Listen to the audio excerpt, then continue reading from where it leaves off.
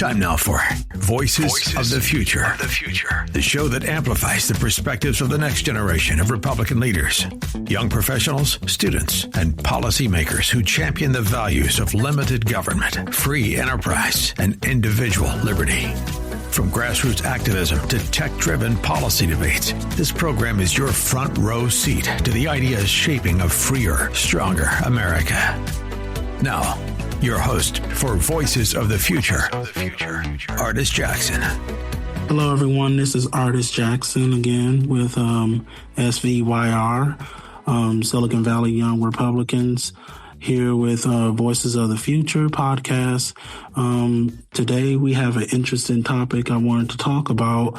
I wanted to discuss why we as Republicans are against communism and socialism.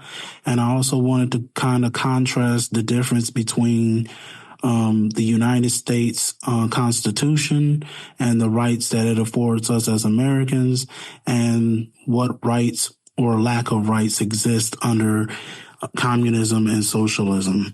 So before I start, I'm just going to explain a little bit about each one. I'm going to start with communism, which is a political and economic ideology that aims to create a classless society where all property and resources are collectively owned rather than held by individuals or private businesses, which means that, you know, there is no private property, there's no rich or poor, and they break it down in different, there's certain rights that are taken away, and there's certain activities that the government then puts in its place or has to do, since there is no private markets really. The main goal of communism is to eliminate social classes. So there's no rich or poor, no employers or workers. So there's really no private markets at all. There's no rich or poor because they claim there's no rich and poor, but it's because the government is controlling all of the wealth that goes out to everybody. Everyone works together for a common good. Wealth is shared equally among all people. It sounds on its face like a really great thing until it's actually put into practice, and it's especially put into practice with a very diverse population such as the United States. So there's like certain categories that it works under. The first one would be collective ownership. This would be of land, factories, businesses. They're all owned by the community, usually managed by the state on behalf of the people. So everything any type of goods that's produced is owned by the government or the group of people that this authority is given to. Central planning instead of free markets, the government or collective body plans and control production, deciding what to make, how much, and how it's distributed. So this is where we as Republicans start running into problems with communism, because the government is deciding what to make, how much to make, and how it's distributed. So there's really no creativity. There's no innovation on how this stuff is done. It's just all decided by the government. And so they would say that it's the end of classes without private property. There's no capitalist class, owners, or working class, laborers. Everyone contributes and benefits equally. The problem with that is that not everyone contributes and benefit equally in real life. Some people contribute more than others. Some other people consume more than others. So there's always groups of people that produce more and those who consume more. It's not a just straight up equal process on how these things work. The origins was developed from the ideals of Karl Marx, and especially in the Communist Manifesto in 1848. They argue that history is a struggle between classes, the workers and the owners. You usually will see this in different forms. Rather, this was in the beginning of the Russian Revolution, where that whole uprising started because everyone was dividing between farmers or poor people and those who own land or was rich. So there's usually always a enemy is the person that is rich or anyone that is rich or own anything. And the victims is the people who don't have anything but deserve to have everything. They also predicted in this manifesto that capitalism would eventually collapse and be replaced by socialism and then by full communism. So usually these two are interlocked together. They try to act like there's a lot of differences between these two, but it's not really that much of a difference. There's some slightly differences, but mostly the same, and we'll go over that shortly. Some examples we can point to, obviously, is the Soviet Union, the USSR. It started in 1917, ended all the way up to 1991. China, which is still led by a communist party, but with many market-based reforms. So they try to have some private businesses, but ultimately all of these private businesses are still under the direct or indirect control of the Chinese Communist Party. Cuba, Vietnam, North Korea, Laos are other examples of communist or one-party socialist state. They say that the pros is to aim for equality and fairness, focus on community welfare, not profit, eliminates exploitation of workers. Obviously, the cons, which are huge cons that we Republicans pay close attention to, is often leads to authoritarian governments, as we can see in all the examples from Cuba, China, the Soviet Union, all of these places, North Korea. They all have or led to authoritarian governments. They lack incentive for innovation or productivity. So because everything is owned by the government and is controlled by the government, there's no one to give ideals on how we can make this better, because the people that's making all these decisions, they may not be as, ideal rich as some others. And so everything kind of stagnates. Innovation is very stagnated, which is one of the core reasons why the United States has been a world power, is because we've been able to innovate. And so another one I would say they is a con here is suppression of individual freedoms and dissent. So there is no freedom of the press. There is no right to free speech. Any type of communication or expression that is not deemed painting a positive light of the state or the group of people that control the state or the community is not allowed. And in many cases, that results in harsh punishments. Socialism is an economic and political system where the means of production, things like factories, land, and resources, are owned or regulated by the community or the government rather than by private individuals. The goal of socialism is to reduce inequality by ensuring that wealth and power are more evenly distributed among people. So again, we see this correlation between communism and socialism, where they, on its face, it's like, hey, we're all about equality. We don't have any classes of people. Everyone gets treated the same. Everyone gets the same. So it usually always presents itself, both communism and socialism, in a way that seems appealing to people, like, oh, it's this equal paradise where everyone is treated equally. Everyone's civil rights are respected, and the state is this all-knowing good entity that only cares about the welfare of people. Core ideals are everyone should have fair access to basic needs like healthcare, education, and housing. We often hear this type of speech being echoed in politicians like AOC or Alexandra Cortez or Bernie Sanders. And we even have the candidate for the New York City mayor race also echoing the same sentiment. And this is something that they all speak about, like the United States should move to this, socialist or communism ran government because it'll be better for everyone. So we get an understanding of what communism and socialism does. Again, just some key common points that they all operate or strive to work in is public or cooperative ownership. Key industries, energy, transportation, healthcare are all owned by the state or by workers collectively. So it's the state or a group of people that control all essential industries that function in a society today. So everything from energy, transportation, all the healthcare options and choices are all controlled by the state. You can see how in an authoritarian state that would limit options for people to choose their own doctor or choose their own medical provider. And so we as Republicans are against that because that's anti-freedom to us. Redistribution of wealth. Higher taxes on the wealthy or corporations fund public programs that help everyone.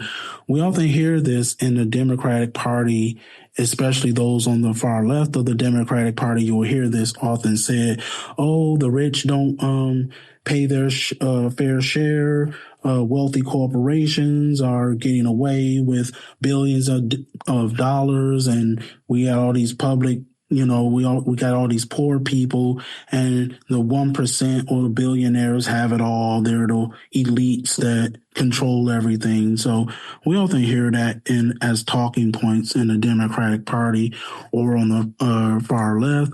Social welfare, the government provides safety nets, unemployment benefits, free education, universal health care. These are things that is being attempted by the New York Mayor Democratic candidate, who is already said that he wants to have supermarkets that are completely free or very low cost that will be 100% owned by the city of New York. So this would be a government completely operated and maintained supermarket, basically, that will be kept up and put in good condition, and would have to complete all the functions of this that normally fall on private individuals or corporations would be on the taxpayers, basically. Then we got the democratic decision-making. Many forms of socialism emphasize democracy, where citizens have a say in economic and political decisions, but they leave out that usually this is maintained by the state or a small elite group of people who get to make these decisions. It was developed in the 19th century as a response to the inequalities of industrial capitalism. Again, the influenced thinkers were Karl Marx and Robert Owens. Unlike communism, they say socialism allows for some private property and markets, especially in mixed economies. Well, we see that socialism in a lot of European countries, and a lot of those companies are not as innovative as they could be, hence why the Europe governments are usually far behind in military advancements or having a powerful military, because the technologies are not as innovative as the United States is why they depend on the United States for security, military security. Pros would be it reduces poverty and inequality, provides universal access to essential services, and encourages social unity and fairness. So again, these are all something that's common with communism. Again, it sounds like a really nice thing on its face, social unity and fairness, but the social unity is the majority rules all approach in the social circles. So it's really not that fair. After all, the cons is high taxes. Government spending can discourage investment. So obviously, lots of governments have been proven that they're not the best at spending money or managing money.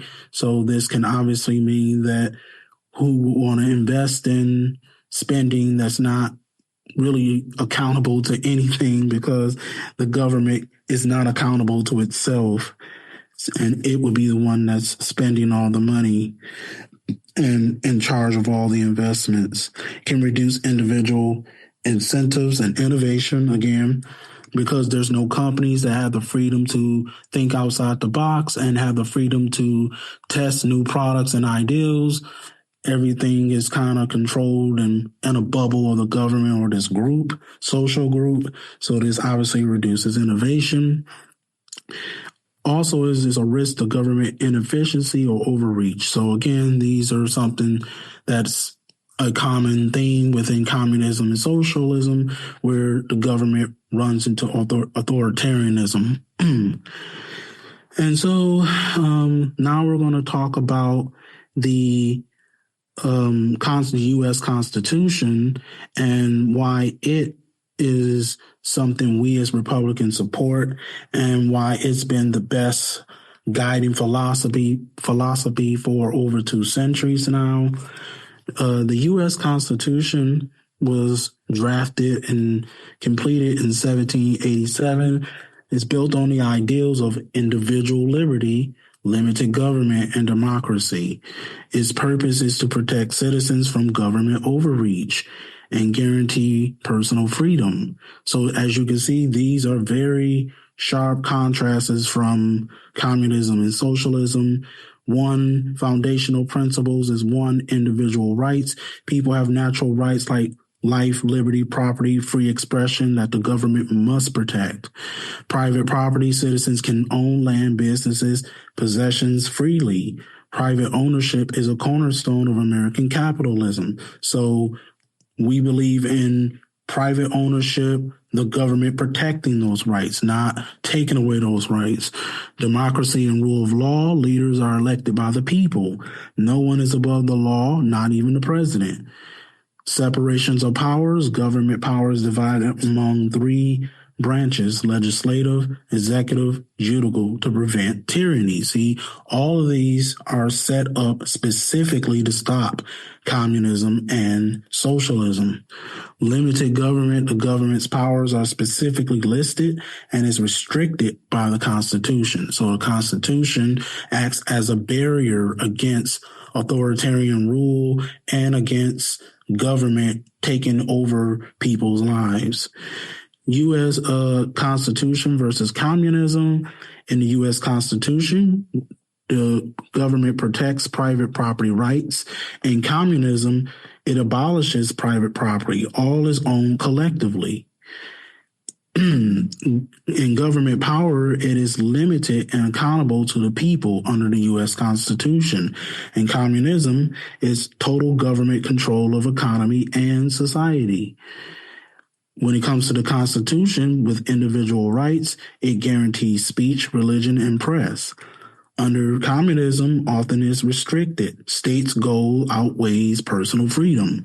In the economy, free markets is promoted with capitalism under the U.S. Constitution.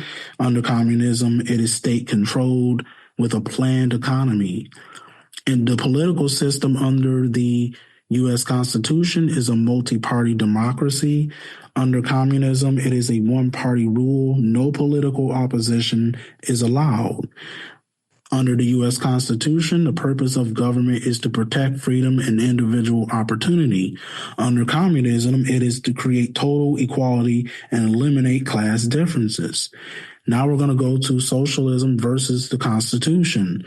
With the Constitution, capitals, and with the economic system, capitalism, individuals and companies own property.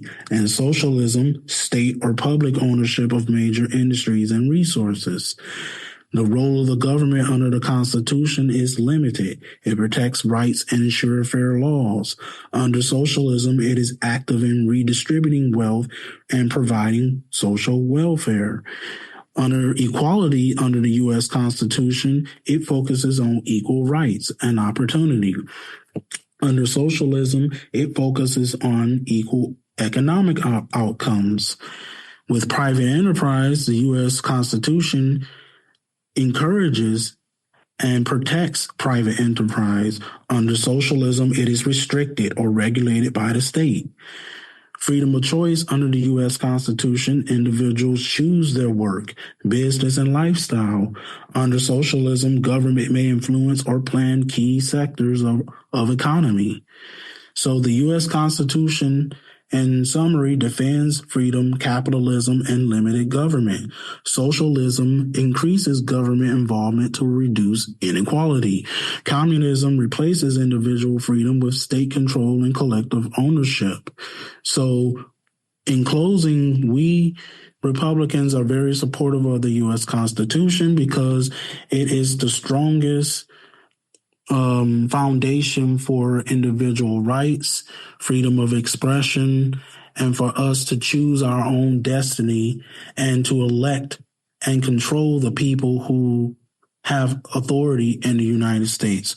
Under socialism and communism, is not really any democratic elections done, and the state and government or the group of people are in charge of mostly everything. We Republicans cherishes our freedoms. We know that it is something to be protected, and it is why we stand so in stark and passionate opposition to communism and socialism. So for all my young listeners or anyone listening to this, understand that socialism and communism sounds great on its at first, but it is not something. It isn't what it appears to be, and it will lead to slavery of people and complete power to the government or an elite group of people. We love our democracy here, and we cannot allow socialism to have any part in the United States or communism, because it is so against what us as a country, what we were founded on, everything we worked hard for, everything in the United States Constitution, as you can see, is against socialism and communism. And if they're talking about equality, the United States Constitution is one of the best documents for and guiding principles for equality, that everybody has the right to pursue their happiness. Everyone has the right to express themselves under the First Amendment. Everyone has the right to bear arms under the Second Amendment. We outlaw slavery, so there's no slavery in the United States. Everyone is recognized as free individuals. And so as that, we must continue to cherish our Constitution. And I would encourage our listeners to also study the U.S. Constitution. It is a very, very interesting document, and I believe the writers were ahead of their times with that. It's a reason why the U.S. Constitution has remained a steadfast guiding principle for the United States for over 2 centuries. And we must work hard and diligently so that the U.S. Constitution remains the guiding principle for the United States for the future to come. Again, my name is Ardis Jackson. I am Vice President of the Silicon Valley Young Republicans, and I am the host of this show, Voices of the Future. It is an honor to speak with you guys.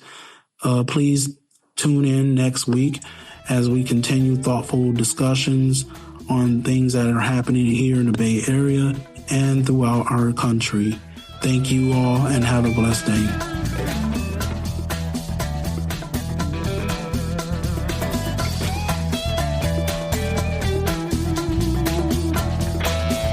You've been listening to Voices of the Future with Ardis Jackson, a presentation of the Silicon Valley Young Republicans.